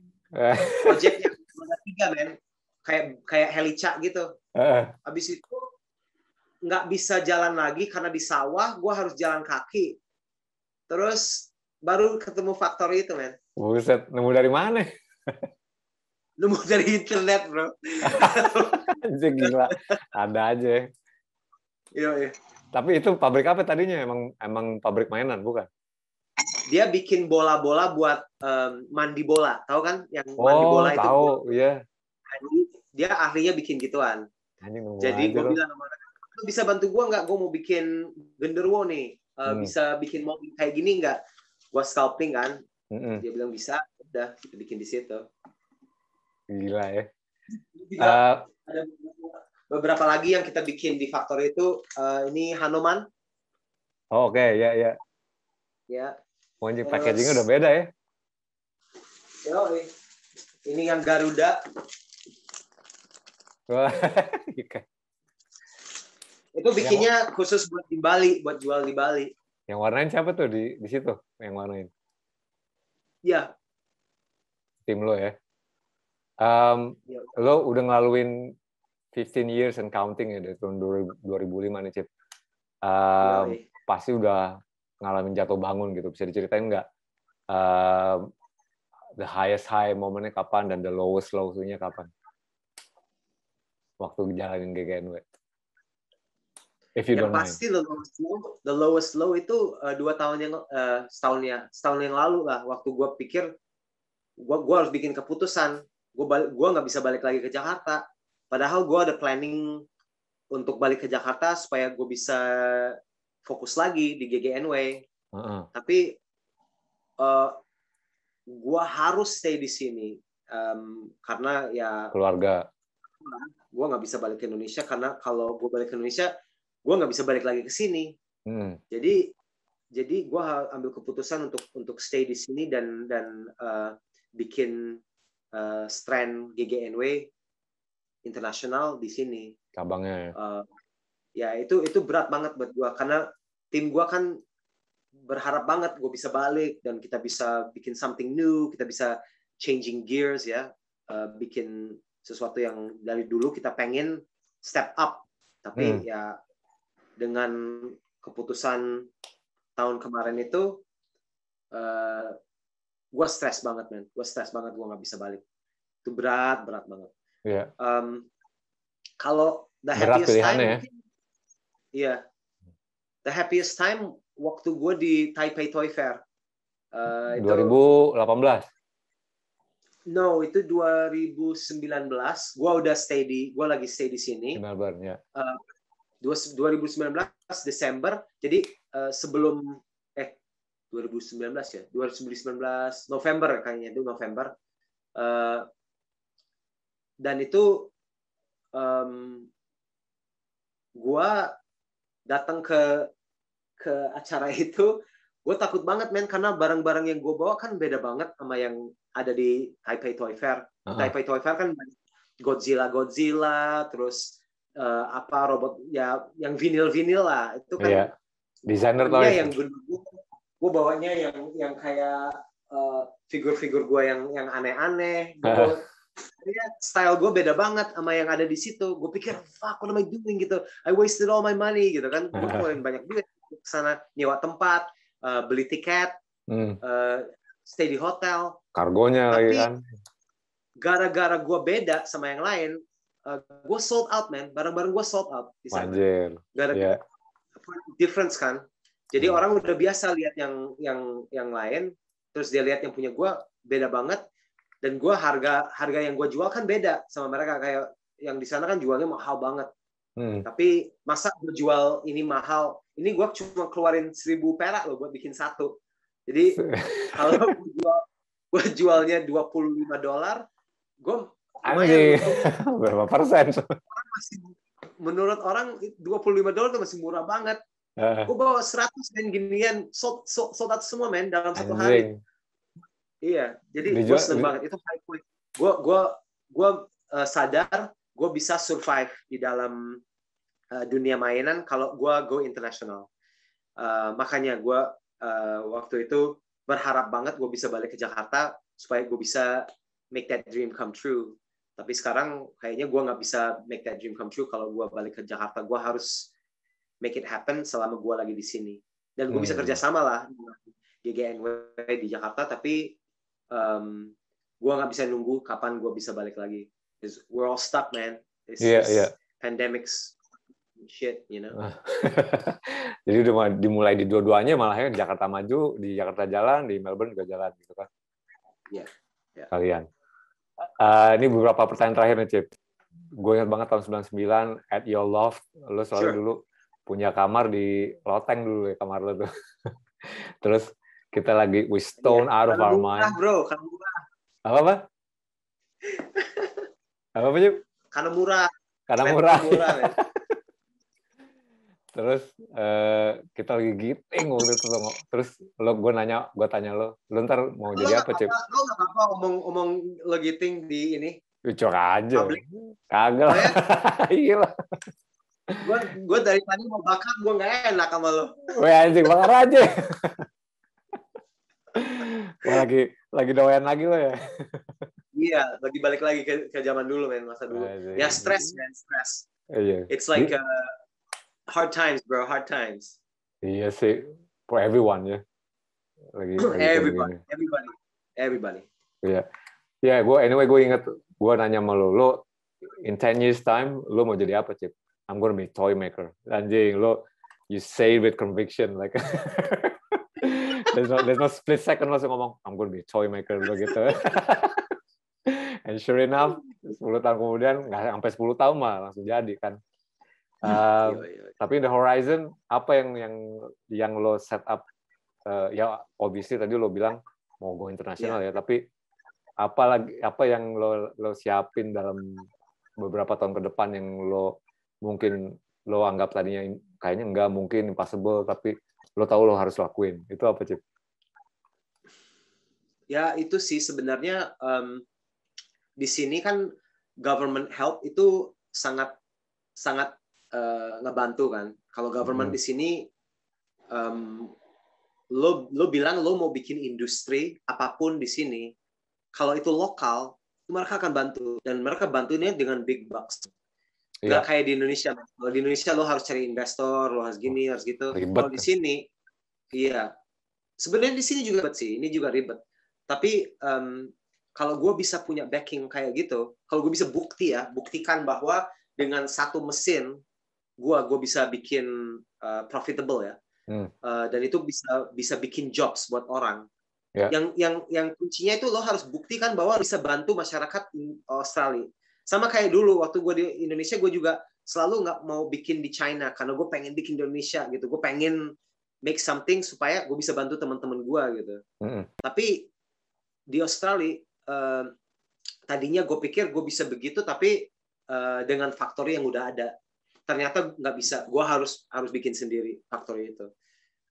Jadi target gue itu first year one machine, second year maybe 2 machines, but by third year maybe 5 machines. Dan itu gue harus sudah bisa punya 3-year plan di mana gue bisa bikin jobs buat orang supaya gue bisa dapat government support. Kalau gue bisa dapat government support itu, wah gila man, itu that would be great man. Karena di sini nggak ada man, gue nggak ada challenger, gue nggak ada, maksudnya bukan challenger ya, apa sih namanya? Kompetitor. Nggak ada kompetitor ya. There's no competitors here. Kalau di sini toy factory banyak, bukan banyak ya, ada. Tapi mereka semua bikin di China. They make everything in China. Lokal nggak ada yang berani. Nah ini gue udah dapat investor untuk beli mesin yang pertama itu.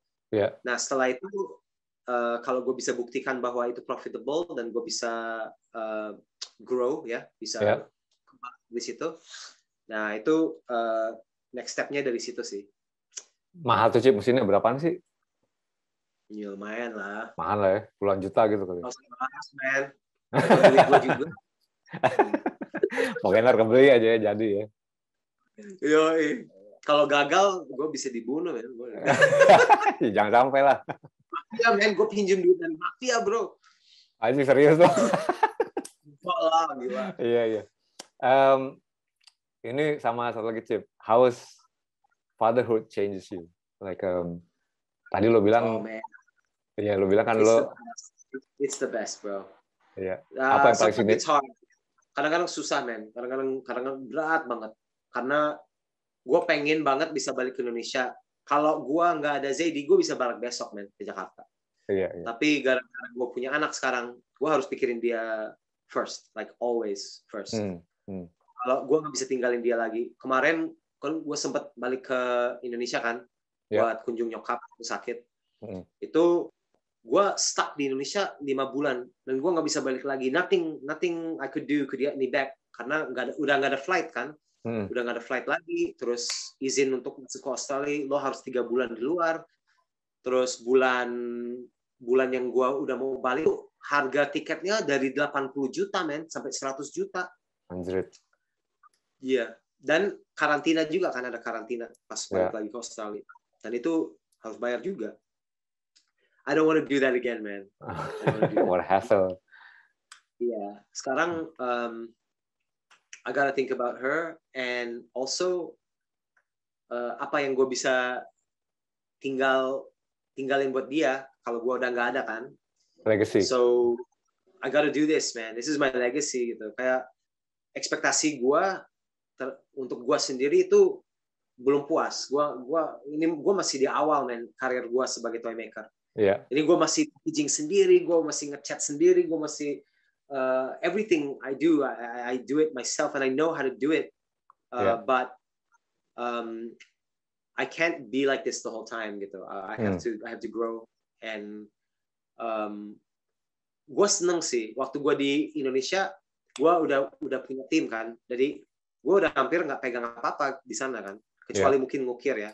Selain ngukir, untuk produksi sama ngecat sama packaging itu udah dipegang sama orang, gue udah bisa lepas tangan. Tapi sekarang ini gue udah balik lagi, men, jebret, balik ke awal, balik ke nol. Gue bukan siapa-siapa, gue punya nama, gue nggak ada pembantu, gue nggak ada duit. Like I'm fucking poor, it's fucking hard.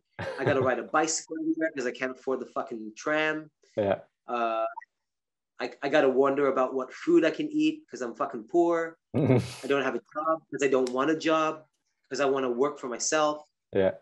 Jadi ini semua hal yang sebenarnya I love it because it's real life gitu. Buat gue inget waktu lo sama gue masih jalan-jalan di Sydney, hidupnya masih kayak juga, kayak lo nggak tahu malam ini lo makan apa, lo nggak tahu lo nginep di mana malam ini. This is the same thing, man, with me here, you know. I mean, I've got a family, but you know, I've also got a dream, and I got to make the family work, but I also got to make the dream work. So I got to work really hard to make it happen, gitu. Jadi, gue percaya lah bahwa gue bisa. Tapi sekarang ini I'm in the thick of it, gitu. Ini lagi berat banget trying to make it happen dalam masa pandemi ini.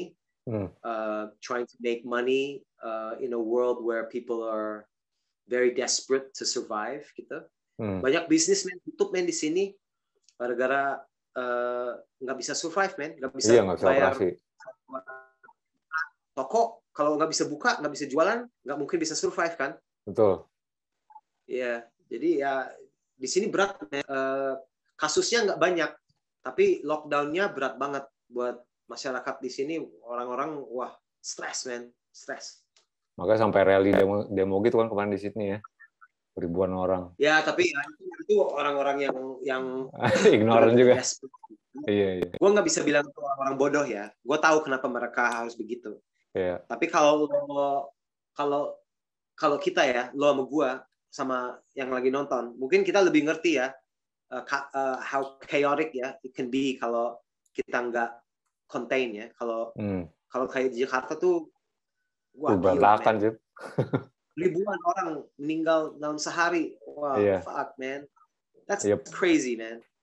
Polisinya juga kebijakannya kayak abu-abu gitulah, kayak main-main di sini. Lockdown, tapi yang masih jualan-jualan, dagang, ya again, tapi juga sama kayak di situ juga pertimbangannya kayak, ya kalau nggak gitu gimana mau makan orang gitu kan, kalau nggak usaha gitu. Jadi bingung juga. Iya. Kayak gitu. Gue nggak ada opini, man. Gue nggak tahu yang mana yang benar. Apakah kita harus herd immunity seperti di Jakarta, atau kita harus lockdown and vaccinate everybody sebelum we lose too many people. I don't know what's right gitu. Karena lu udah divaksin tapi? The best thing would be nobody dies. Kenapa? Udah divaksin tapi?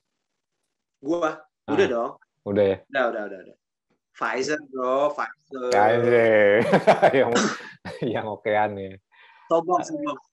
Apa? Tapi ya gitulah. It's crazy, man. It's crazy. Yeah, it's good that lo ditempatin ke gimana ya? Terkadang kan kalau kita ditempatin, emas tuh harus ditempa dulu, besi harus ditempa dulu sampai jadi tajam gitu kan, so to speak, metaphorically kayak gitu. Makanya lo di sini mungkin ditempatin di situ memang untuk ditempa, untuk jadi produknya lebih extraordinary, mungkin lebih bagus gitu ya, mudah-mudahan. Iya, gue masih belajar, man. Gue masih belajar banyak, man, bukan cuma tentang toy making, tapi tentang hidup sendiri, man. Like, hidup gue chaos, man. Tapi I must say I'm fucking alive, man. More alive than I've been in a long time, gitu. Nice. And sempet depresi juga, man. Gue sempet depresi, sempet pikir-pikir bunuh diri, sempet pikir-pikir yang negatif banget. Iya, gue sampai ketemu counselor segala. Tapi menurut gue itu sesuatu yang apa ya? Ya yang lu nanya tadi, life changing moments gitu. I'm in a life changing moment, and a lot of people are in a life changing moment. Tapi gue udah lewat lah yang masa itu. Sekarang gue udah masuk ke the next chapter lah. Iya. Buat teman-teman Cip yang lagi mungkin fellow toy makers gitu ya, di Indonesia terutama gitu. Gue tahu kalian ngedengar dari cerita lo aja, nomor satu pasti kerja keras kan, maksudnya jangan pernah nyerah lah gitu. Tapi pesan yang lo kasih buat ke mereka yang lagi pada bikin sekarang apa nih Cip? Ya, biar mereka in order to making it in the business. Gimana ya? Kalau toy maker kayaknya sangat spesifik ya. Mungkin kalau gue bisa kasih buat niche. Just anybody sebenarnya yang has a dream to make something gitu, something happen gitu. Karena gue kerja buat orang lain tuh 17 tahun dari waktu gue di Trans TV, studio, masuk ke MCO, itu 17 tahun, men. Dan gue belajar banyak banget di situ. Tapi gue nggak pernah puas, dan gue selalu tahu something's missing karena gue tahu gue punya a dream, you know. Dan gue tahu banyak banget lah orang di yang lagi nonton mungkin have a dream like that gitu. And gampang banget lah kalau gue mau bilangnya, oh don't give up on your dream and all this cheesy stuff like this. You know, like you gotta fucking eat, man. You gotta work, you gotta eat. Nah makanya nih, jangan lupa lah. What makes you happy? Don't forget what really makes you tick ya. Apa yang membuat kamu senang dalam hidup ini. Kalau emang lo punya something that you're good at, that you think you can, take to the next level, just give it a try gitu. Daripada lo give up dan cari jalan yang gampang. Karena kerja buat orang lain tuh gampang. Tapi dalam these hard times, man, banyak banget lah yang lagi kehilangan kerjaan kan. Lots of people losing their jobs, including me. Yeah, there you go. Now's the time. buat teman-teman kita yang just lost their jobs and think they've lost hope, this is like your test, man. Like buat gue, this was the perfect moment for me to realize, oh shit, gue nggak bisa hanya pikirin bikin lokal di Jakarta, bikin lokal di Indonesia. Gue harus pikir internasional kalau gue mau benar-benar berkembang dalam dunia ini, dunia gue sendiri ini, dunia mainan. I gotta go international. I can't just think about Indonesia because I've been trying in Indonesia for 15 years. Nothing happened gitu. Not nothing happened ya. Yeah. Tapi slow progress. It's so slow. I gotta get to the next level. Ya udah. This is a tragedy. I can't get home, but maybe this is where I'm supposed to be right now. Teman-teman kita yang mungkin yang baru kehilangan kerja, yang baru kehilangan harapan atau hope, don't lose hope. There's a reason ya. Ada semua itu ada hikmahnya gitu. Semua itu ada jalan gitu. Ada jalan keluar. Follow it. Don't be afraid of it. Because I was afraid of it, man. Gue takut banget, and it got me so down. Yeah. But shit, I wish that I wish I didn't let myself get so down about it, because this is the moment. This is it. Yeah, you've made the jump. You've made the move. Halo? Iya. Oke. Nih, Cip, satu lagi nih. Yo. Lo bilang tadi you mention about legacy, terutama untuk ZD. Lo bilang tentang legacy tadi, tentang apa namanya, hal yang bisa lo perpanjangin nanti kayak ya legacy lo lah. Yang lo expect, lo berharap nanti ZD bisa nerusin. Tapi kalau ZD nggak mau nerusin ke mainan gimana? Nggak apa-apa. Gak apa-apa. Dia nggak harus jadi toy maker. Kemarin dia bilang apa? Dia bilang, gua nggak mau jadi toy maker, gua mau jadi nail designer, karena dia dapat mainan itu untuk stempel tato di fingernail. Oh, di kuku, ya. Yeah. Di kuku kan, kayak nail stamp gitu. Terus dia bilang sama gua, Daddy, I don't want to be a toy maker, I want to be a nail designer. Wih, ngeri. Ya udah, like that's fine. Iya. Tapi come on man, like masa sih dia nggak mau jadi tomaker?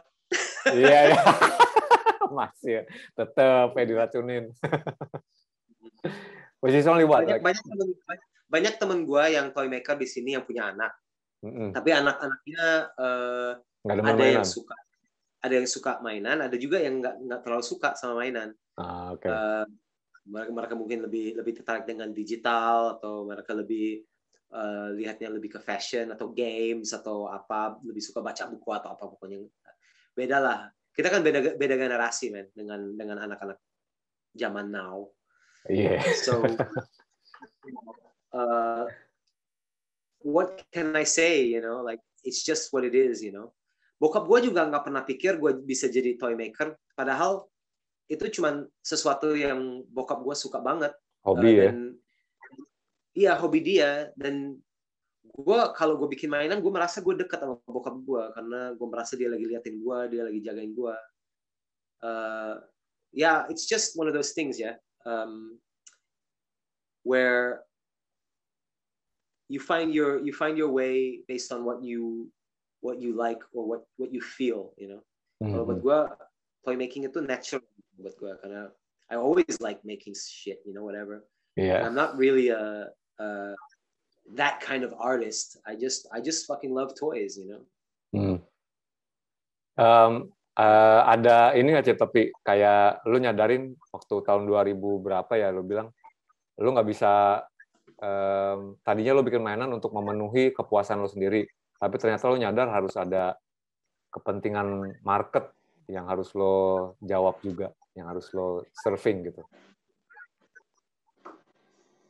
Jadi nggak bisa terlalu, lo nggak bisa terlalu idealis. Kalau lo mau idealis, lo jadi artis aja, man. Seniman. Kalau gue udah cukup lama, man. Ya maksudnya seniman ya, bukan artis. Gue udah cukup lama di dunia mainan dan dunia entertainment ya. Di mana gue merasa gue bisa bikin sesuatu yang gue bisa baca orang, dan bukan masih baca orang ya, maksudnya gue bisa bikin sesuatu yang orang suka karena ya itu experience kan, jam terbang kan yang bikin kita supaya kita lebih mengerti market dan kita lebih mengerti orang, apa yang orang suka. Kalau Good Guys Never Win kan kita dulu bikin mainan based on memes, based on politics, based on jokes, based on humor or silly stuff, based on horror juga. Iya. Setan lokal kan. Isu sosial juga ya. GGNW di Australia juga sama. Kita nggak putus dari itu. Kita selalu bikin yang ya, gue ada beberapa seri yang based on Australian theme, tema humor gitu. Politicians sampai ke TV shows sampai apa gitu gue bikin, dan they sell really well karena di sini orang suka lah ya joke-joke seperti itu. Related ya. But iya, kalau gue mau bikin apa yang gue suka, ya Dolores sama yang anjing-anjing kayak gini, ya that's what I like gitu. That's why pameran yang sebentar lagi akan ada di Melbourne ini, yang This Is Our Toy Scene, the next one, itu gue pengen balik lagi ke my own style gitu. Gue pengen bikin sesuatu yang gue pengen bikin. My own thing. I don't wanna just be doing what other people like. Oh beda sih Pak. Jadi ya ini yang lagi lo bikin tuh buat pameran, tapi ada juga yang buat dijual gitu ya? Iyalah. Kalau yang misalnya kayak yang tadi gue cerita, yang fake bootleg G.I. Joes gitu, yang bootleg G.I. Joes yang tadi gue cerita, itu nanti sebenarnya itu buat Comic Con. Itu buat Comic Con sama Melbourne Toy Fair, karena gue tahu itu yang akan, karena di sini vintage G.I. Joe itu lagi musim banget di dunia mainan. Jadi kalau gue bikin palsunya, kayaknya orang-orang pada suka. Jadi that's the kind of thing where gue lagi ikut market kalau gue yang itu. Tapi gue juga punya project idealis yang jangan sampai hilang lah. Oke. Ya bahkan Hasbro-nya sekarang lagi produksi ulang ya, kalau nggak salah. G.I. Joe-nya tuh serinya. Apa? Hasbro sekarang lagi produksi ulang. Cip, 2 pertanyaan terakhir. Nah ini agak-agak novelty nih, nggak berhubungan sama mainan. Berhubungan deh. Lu bilang lu bikin seri kuntilanak karena lu pernah ngeliat kuntilanak sendiri. Itu kapan tuh? Kuntilanak. Sebenarnya ya gue pernah lihat kuntilanak, tapi yang lebih jelas sebenarnya genderuwo. Genderuwo di mana? Genderuwo karena waktu gue SMA, gue pernah tuh gue sering dulu jalan-jalan kaki dari JIS ke Pondok Indah Mall kan. Gue bisa jalan dari rumah gue di Cilandak ke Pondok Indah Mall. Kalau gue dari sekolah, gue bisa jalan ke Pondok Indah Mall, tapi gue harus lewat Bukit Golf. Bukit Golf tahu kan? Tahu, iya. Kita kan sering lo bawa main ke sana dulu. Iya. Nah, di Bukit Golf tuh ada beberapa pohon beringin. Nah, kalau gue nonton film di PIM kan, terus gue lagi pulang, gue jalan kaki, gue lewat situ juga kan malam. Sendirian. Jam 10, 11 gitu. Apalagi kalau habis nongkrong sama temen kan, gue bisa pulang lebih malam lagi kan, jam 12, jam 1. Dan gue lewat Bukit Golf lagi kan, lapangan golf kan. Tengah malam, gelap, midnight, pohon beringin lagi. Harus lewat bawah. Umur berapa nih? Harus lewat. Hah? Umur berapa ya? Umurnya? Waktu umur berapa? SMA? 16. Oh, 16. 16. Salah 16. Tahun 94. Tahun 94. Terus gue lihat ada mata di pohon itu, mata merah gitu. Cuma sekilas.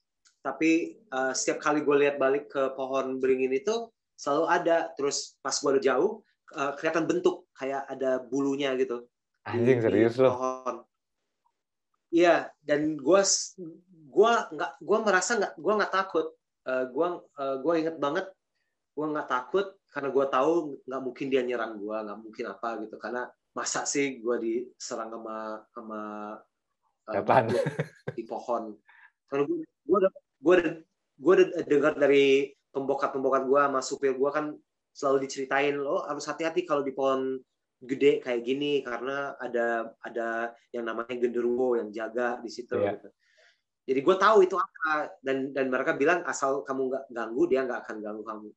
Jadi setelah itu gue selalu gue nggak pernah nggak ikut nggak lewat pohon itu kalau gue ke PIM. Tapi gue selalu cari lagi kalau gue lewat pohon itu tapi nggak nongol lagi. Tapi dari pertama kali itu gue tahu di pohon ini ada yang jagain gitu. Jadi genderuwo tuh kayak something buat gue, man. Genderuwo kayak apa? Genderuwo tuh something special gitu buat gue. Oh, oke. Lu ntar kalau ke Jakarta kita coba ke sana ya.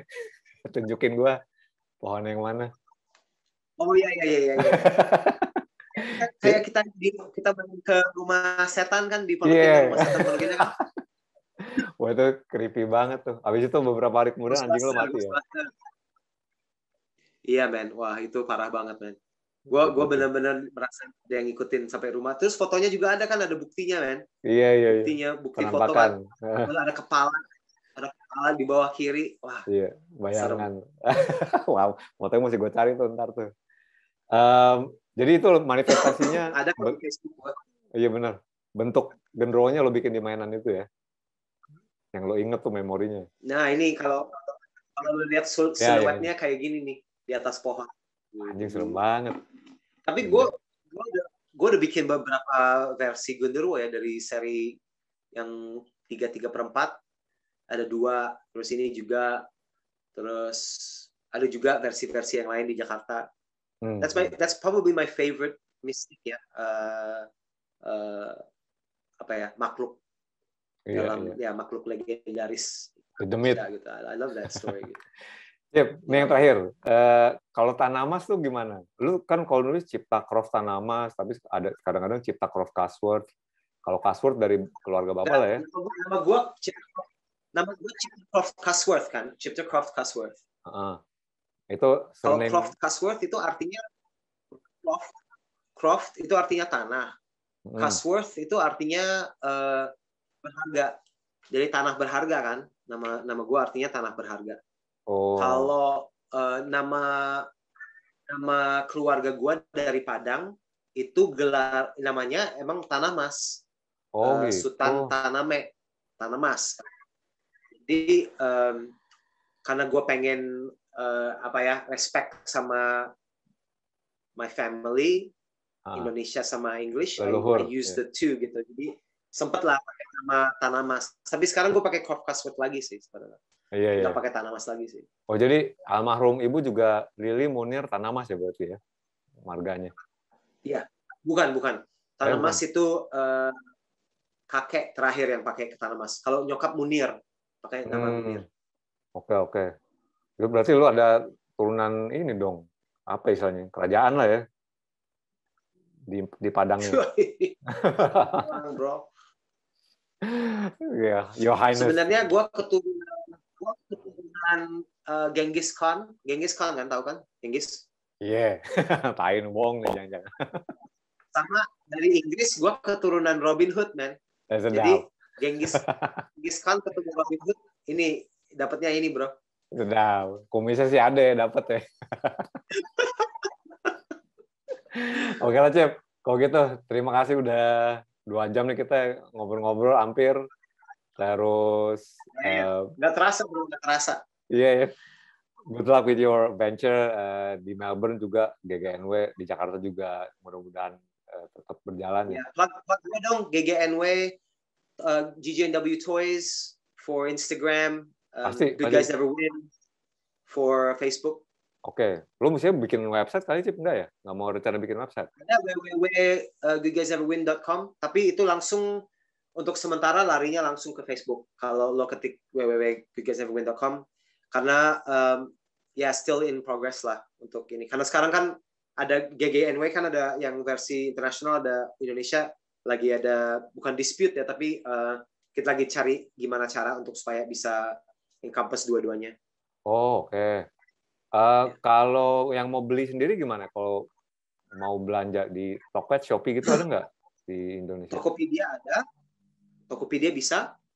Shopee juga sama bisa. Shopee kalau nggak salah bisa. langsung di Facebook juga bisa. Kalau ini PM ke manajer di sana kan yang pegang Instagram sama Facebook di Jakarta. Jadi bisa langsung PM Instagram atau Facebook page. Bisa nanya juga produknya apa aja yang ada.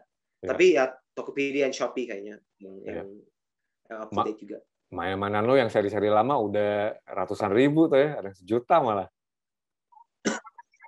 Yang udah kemarin gue cek di eBay, ada seri mainan yang gue bikin di sini ya, set 3 jualnya $1.200, udah sold ya. Anjing. $1.200.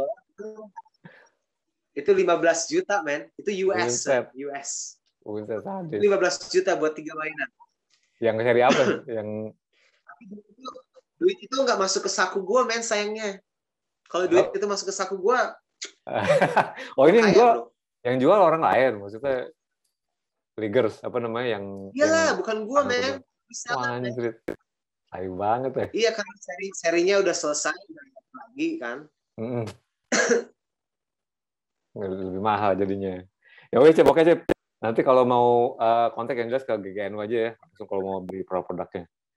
And I wish you all the best with the show, with the production.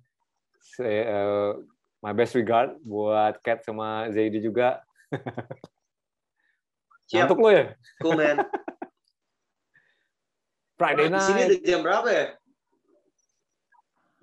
Oh ya, Friday night baru jam 9. Iya kan? Nah, just started. Oke, Cip, thank you ya. Nanti kalau misalnya udah mau Friday night di lockdown, bro. Oh iya benar. Kalau di sini ini matahari nggak ada, udah tidur lah, jam tidur nih. Nothing to do. Iya benar. Ya oke, Cip. Sukses, Cip, ya. It's also winter, man.